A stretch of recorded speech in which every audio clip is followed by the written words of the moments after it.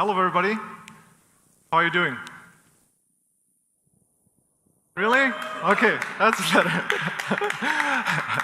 So I'm really excited to be here at this conference. I looked at the speaker lineup, and I was quite amazed to see, such a great lineup here in Slovakia.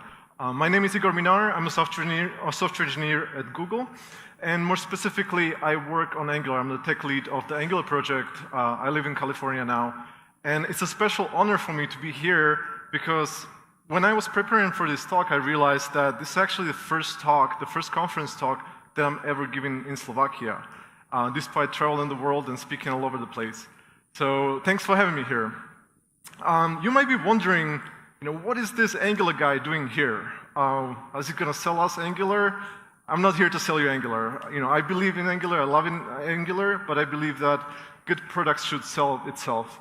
What I'm here to do is to give you a sneak peek behind the scenes, kind of show you how we think when developing framework like Angular and what goes into building a framework like Angular. Because I strongly believe that no software today is built in vacuum.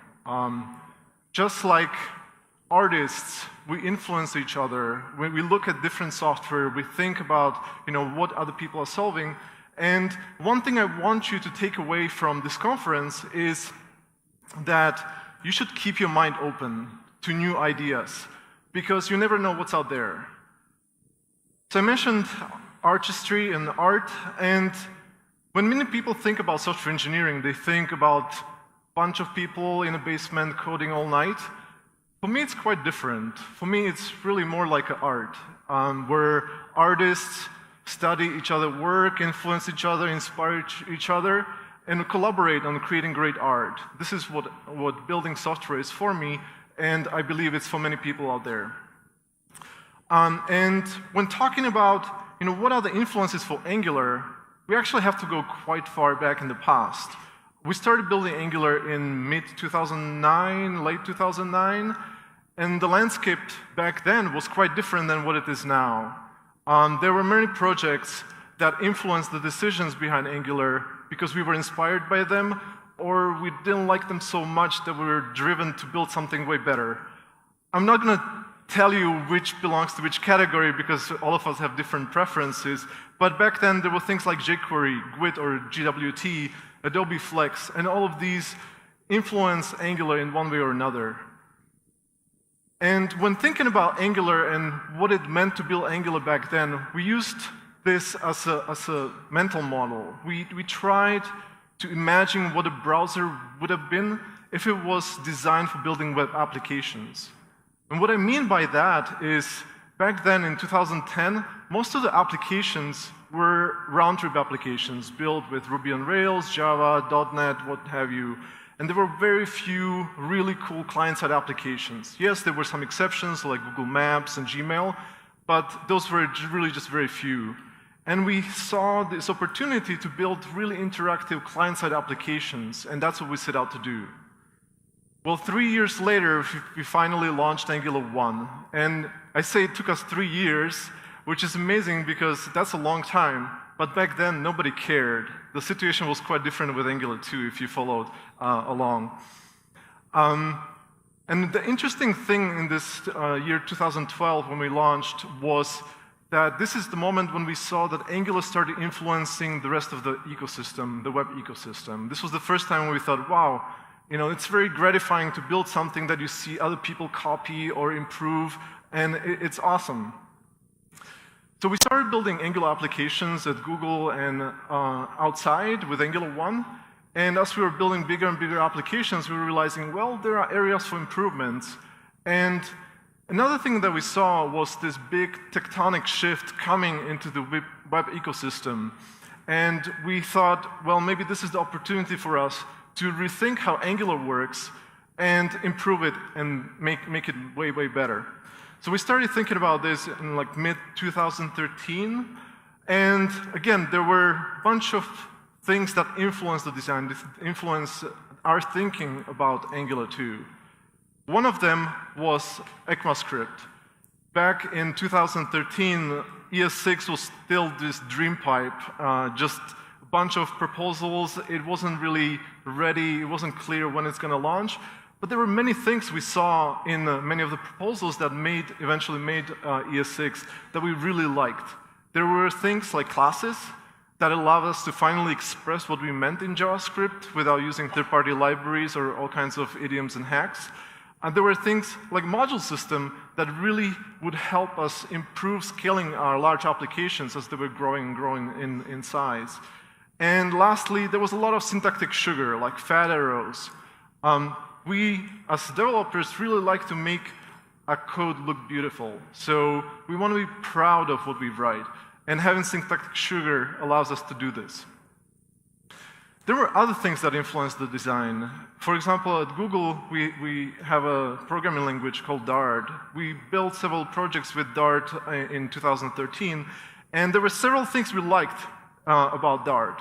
One of them was the concept of metadata that is implemented in Dart using annotations. Using this concept, you can attach information about classes, about properties, and use them during static analysis. We liked this so much that we wanted to have this in JavaScript, and this is why we paired together with TypeScript team and Yehuda Katz from Ember to create a proposal for decorators that is now part of the ES6 standards track. And we later used it to build Angular 2. There were things like static analysis, which allows us to look for errors early on, provide better tooling, and this was something that we really wanted but was difficult to do in JavaScript because of its dynamic nature. And lastly, the thing that totally blew our minds was zones. It's very difficult to explain zones in 30 seconds, but I'll give it a try. Imagine that zones is to async event-based programming what thread locals are to multi-threaded concurrent programming. It basically allows you to attach contextual information to a sequence of events. And using this, we can do really, really cool stuff. We can even take over the schedule of the browser and invoke things at the right time in an almost magical way. We liked zones so much in Dart that, once again, we took the core ideas and proposed the primitives to the TC39 standards committee as something that should be considered for all the browsers and made part of the spec. This is still an ongoing process, and we are hoping that it's going to be baked into browsers in the future. But in the meantime, we already have polyfill that is being used by all of the Angular 2 applications today. Around 2014, web components started to get some traction. We looked into web components, and we realized that we faced this question that Hamlet faced in the 17th century. And the question was, to be or not to be DOM? That is the question. Well, what does that mean? What we needed to decide was whether DOM was the fundamental building block of Angular applications, the fabric of the framework, or if it was just something that the framework rendered into. We did a ton of research to figure out the pros and cons, and there were things that we really liked about web workers. We liked the interoperability, we liked the composition model, we liked the encapsulation that they give us. We also liked the public API that can be defined through properties and events. And this influenced the design of the template syntax and the binding system in Angular 2. And at the end, we made the hard choice that while DOM is cool, we can do much more if we decouple ourselves from DOM and just use it as a rendering platform, a rendering target. This allowed us to have better control over the lifecycle of the application and even do performance optimization tricks that would not be possible if DOM was baked into the Angular core. Well, interestingly enough, there was this project that probably some of you know about, React, that validated this choice and showed that, yes, using DOM as a rendering target is actually a good idea. For many people out there, the thing that React brought, the highlight of the React's contribution to the community was virtual DOM. Well, I beg to differ. I think the highlight, the most important thing that React brought to the community was the idea of unidirectional data flow. At Google, when building large and large applications, we realized that it was very difficult to start reasoning about these applications because when you have 100 or 200 or several hundred developers working on a single code base, you have very complex applications. And when there are events firing left and right that mutate the data all over the place, it's really difficult to find bugs, to debug stuff, and to reason about the application. This is what unidirectional data flow solves, and this is something that we built into Angular thanks to the example that React provided to us. And I have to say that unidirectional data flow was actually the last nail in the coffin of Object Observe, a proposal for a standard that many frameworks and libraries at the time believed could solve the problems of change detection tracking that we faced, including Angular. We thought that that was a good idea, but eventually we saw that it would actually make things more difficult, and unidirectional data flow was a way better way to go. A little bit later then, looking at React, we met with Ben Lesh and Jafar Hussain from Netflix. And if you know Ben and Jafar, you know that they're very convincing people. We had several discussions with them, and during these discussions, I had this aha moment that I had several years ago when I looked into promises and realized, well, this actually solves a real problem, and it's a very powerful primitive for dealing with async. I looked at observables and the way Jafar and Ben explained it to me, and I was like, well, this is actually way better. And we made a big bet on observables and baked them into Angular. Well, this is a reactive conference, so I'm probably preaching to choir. You know what observables are about. But I have to say that we really fell in love with reactive programming. We saw observables as this primitive, very important primitive with good composition model that is able to tame the async madness that is happening in web applications. And we baked observables into Angular. We exposed several APIs of the Angular core using observables, and we made it also super easy to bind observables into Angular templates so that it's very easy for you to expose your streams into the UI. The next inspiration came from a very unusual place, Microsoft. As I already mentioned, we looked at Dart, we liked annotations, we liked the static analysis, and we wanted this in JavaScript. So we had this crazy idea for a little while that we were going to build our own language by extending JavaScript and ES6 by adding types and annotations. And fortunately, the TypeScript team came along and said, you guys are crazy, let us help you. We can build this into TypeScript, and it's going to be way better. Well, they knew what they were doing back then because we didn't realize how much work it would be to build our own language. And this relationship with TypeScript was actually quite awesome because the two teams found this symbiotic relationship where we influence TypeScript, TypeScript influences Angular in a really good way, and both projects were able to advance forward in a much faster pace than what it would have been if we built our own language. Well, the things we like about TypeScript are, of course, error checking. We want to know about errors as soon as possible, and TypeScript gives us this. We like the automated refactoring and the IDE support that we get with TypeScript, but most importantly, we like the JavaScript interoperability. TypeScript is just an extension of JavaScript, so you can use all of your JavaScript, and you can easily translate TypeScript into JavaScript. So the interop story is awesome.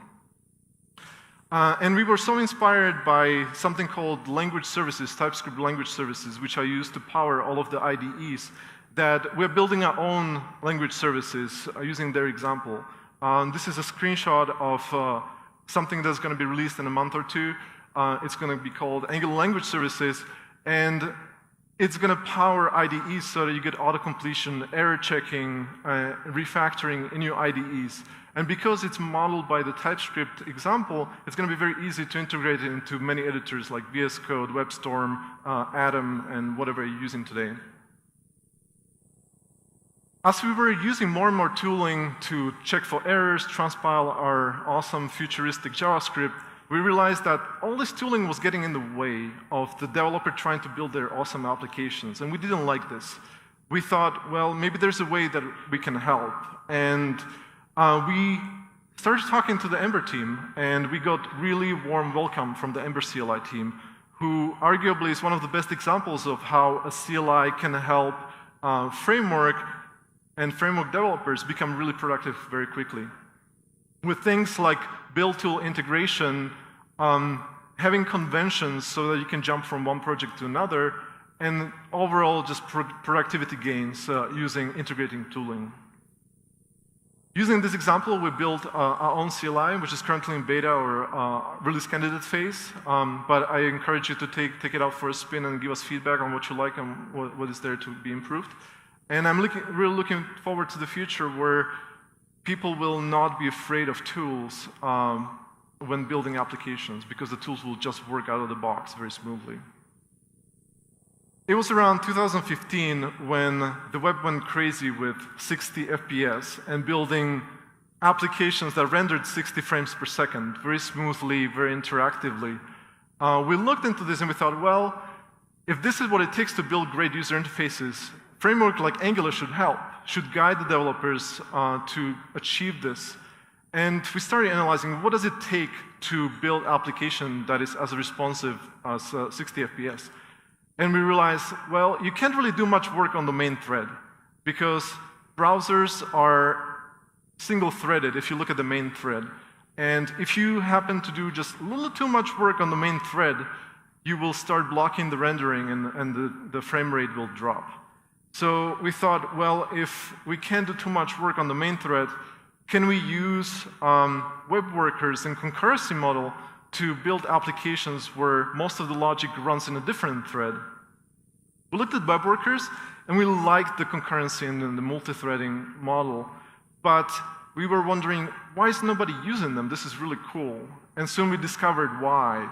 The ease of use is a problem, because in a web worker context, you don't have access to DOM, which means that if your application is running a web worker, it has to send a lot of messages to the main thread and tell the main thread how to render stuff. And this is very cumbersome and becomes a blocker from mainstream use of web workers in applications today. So we thought, well, Angular is a framework. We're trying to help developers build applications. Maybe we can solve this for them. And the way we thought about this was, we are not coupled to DOM anymore because of the early decision we made. What if we decoupled the rendering completely and made it something pluggable so that we can either render to DOM directly from the main thread, or we can run the application in the web worker thread and use proxy and internal messaging to handle off the rendering. And this is what we did with Angular. We built it so that if you want to use web workers, you can take your application and just move it to the web worker thread and run it from there just by changing the bootstrap call. This assumes that you're not doing any custom DOM manipulation, but if you are, then we have APIs that allow you to do that from the web worker thread as well. So with these smooth applications, another inspiration that we saw was we have smooth applications, but we want them to start fast. And there was a project Meteor, there's a project Meteor and several others that explore the path of so-called isomorphic applications. Basically applications that can run on the server, render static HTML, shoot it to the browser where browser quickly renders it, and while the user is looking at static HTML, in the background, the client-side application version of that application is bootstrapping and eventually takes over so it can handle all of the interactive interactions with the user. So you get the best of both worlds. You get the fast bootstrap that the server-side rendering gives you, but also all the interactivity of client-side applications. And not only this is cool about server-side rendering and things that Meteor did, but it also can improve search engine optimization. If you are building application for crawlers that require static HTML, Google already handles JavaScript and client-side applications, so it's not a big deal for Google, but there are many other crawlers that don't. Having server-side rendering can help. And lastly, if you want the application to be shared widely on Facebook, Twitter, Google+, and whatever social media you're using, having ability to generate previews is also very powerful. So we took all of these ideas and built something universal, something called Universal. It's a server-side rendering for Angular, and it works quite well for these kinds of use cases. We talked about mobile quite a bit today, but let's dive deeper. Let's see what is it that makes mobile applications different and how these requirements should influence a framework like Angular. So one of the things that is different among mobile applications is that they run on devices that usually have lower memory than the desktop devices that we use. What this means for a framework or applications, web applications in general, is that you should generate very little garbage so that you minimize garbage collection so that you don't have garbage collection pauses, you have small memory footprint. This is what we did, this is what we built into Angular to make sure that we generate very little garbage and we don't consume much memory. Another thing that is very specific to mobile applications is that they run on devices that have slow CPU. Especially the low-end devices, even though they're multi-core, the cores are not very powerful. So you want the code that runs on them to be as efficient as possible. This is why we did a ton of research to see what kind of code optimizes in the best way in virtual machines that run JavaScript, and wrote the hot pieces of code in Angular, and also the code we generate in a way that is very easy for VMs to optimize.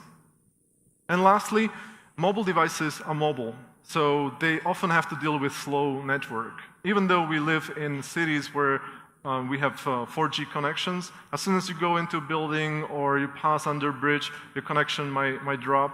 And that's where having small payload size is very important. And this is why we thought a lot about how can we reduce the payload size of Angular, the application, but also third-party components that you use for building Angular applications. And additionally, we also thought about ways how to make lazy loading very simple to use so that you upfront load only the code that is necessary to bootstrap the application and lazy load the code that is needed later when it's actually needed. Around 2016 or late 2015, progressive web apps started to get some traction. What are progressive web apps? How are they different? So the things we like about progressive web apps is that they work offline, they use smart caching strategies, and they look and feel and have this user experience affordances that are more common to mobile devices, native mobile applications than web applications. And this is why we invested heavily into progressive web apps, and we made sure that Angular is a suitable platform for building progressive web apps. I already mentioned that with the decoupling from DOM, we're able to render into multiple targets with Angular. And what was interesting about this is that it really took off and inspired many other people to build integrations with Angular. We saw frameworks like Ionic and Onsen UI, NativeScript, taking Angular 2 while it was still being developed, while it was not stable, and started integrating with it, validating some of the ideas or pointed out flaws and giving us feedback on how things should be done differently or what works really well. We even saw integrations with Electron, where people took Electron and created integration with Angular. And this was awesome because it gave us really good feedback on what works, what doesn't, before we even went final. One of the last things that we added to Angular earlier this year was generating code and ahead-of-time compilation. What this means is that when Angular starts the application, it analyzes it and looks at all of the metadata, looks at all the templates, looks at binding, the overall application composition, and tries to understand it so that it can generate code that is tailored to that specific application. And not only this allows us to generate very efficient code, we can do this ahead of time. We can do this in a build step so that we don't need to do this when the application is starting, which is important because it means that we can lower the payload size because we don't need to ship a big chunk of the framework. The compiler actually makes most of the framework at this point. We can just use it in the build step and not ship it into the runtime into production. But it also allows us to significantly improve the bootstrap speed because there's nothing to analyze when the application is starting. We already have the code that will generate the UI for the user so that the eager user can start using the application right away. And we also get error checking. we know about the errors during this build step so that you're not surprised about problems in production, and this is quite important. I couldn't give a talk about Angular without mentioning a community. When we started in 2009, 2010, community was not an afterthought. It was something that we built into the framework because we believed that having a community of good people around the framework will make the framework very strong and will pay off in the long run. It's not an easy investment. It takes a lot of time working with people, but it's also very rewarding. And it really paid off for Angular too, because by the time we were ready to ship, there were things like courses, tutorials, books, events, and integration with partners that were ready. And these were things that were giving us feedback before we even went final. So I mentioned at the beginning of my talk that I'm hoping to convince you that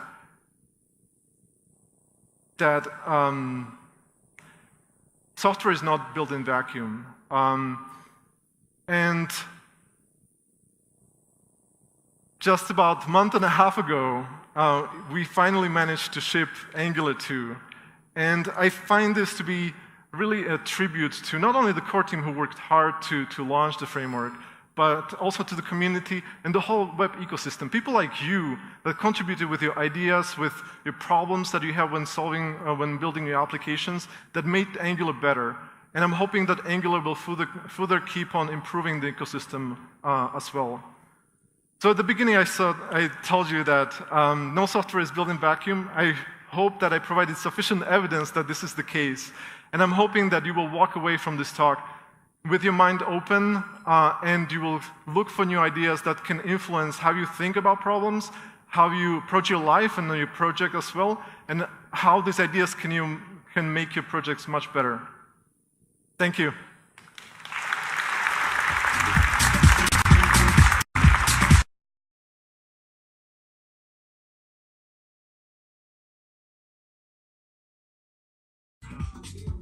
Thank you. We're not yet done with you yet. Okay. We have the questions. Can we get the Slido screen, please? Oh, yes, it's right here. So 25 questions, and the most upvoted is with 70 likes. That's a lot of interaction, I have to say. So let's go through the top 3 if possible. So number 1 is, what do you think is the best advantage of Angular 2 compared to React? It's an easy one. Yeah. This is an unforgiving crowd, the interesting thing about this question is that it assumes that there is a rivalry or this bloody battle between the frameworks. Like if you look at the web community and many blog posts from so-called experts, they create this drama, but in reality, we meet React team, we meet Ember team, we have discussions, we exchange ideas, and I see it more like exchange of information, helping each other. So I wouldn't say that one is better than the other. Often it comes. So what's the best advantage? The best advantage is that I like Angular better. Oh, okay, honest answer. Thank you for that. So Andreas asked, how is Angular used in internal projects at Google? How is it not used? It's used for most of the applications at this point that we built. I don't have the exact numbers, and I'm not even sure if I can share the numbers with you, but... of course you can. We're not going to share, I would say nobody's going to tweet about it, yeah. Most of the mission-critical applications, the applications that make money, are built with Angular, either Angular 1, Angular 2, or the Dart version of Angular that we also built. Many new projects that are being built that haven't launched are built with Angular. So we see a really good uptake. Right now, the biggest concern for us is how do we migrate all of these thousands of applications from Angular 1 to Angular 2? This is what we are working on right now, helping teams get started with Angular 2, help with migration. But really, the uptake has been really awesome at Google. Great. Kanya asked, why Angular is so hard to learn? All of these layers, directives, it's almost like learning a new language. What is the reason to set the entry level so high? Very, very, friendly question. Well, this is not our intention, and this was one of the learnings from Angular 1. because Angular 1 has actually changed over the course of its lifetime. You know, we started with this MVC strategy with having controllers and templates, and over time, even though components were part of Angular, only after the launch of Angular 1 we realized like the component model is the way to go. You can use directives to build components, have this composition, have encapsulation, and it took us forever. Only version 1.5 we finally added a name for building the components, so we have angular.component to build components.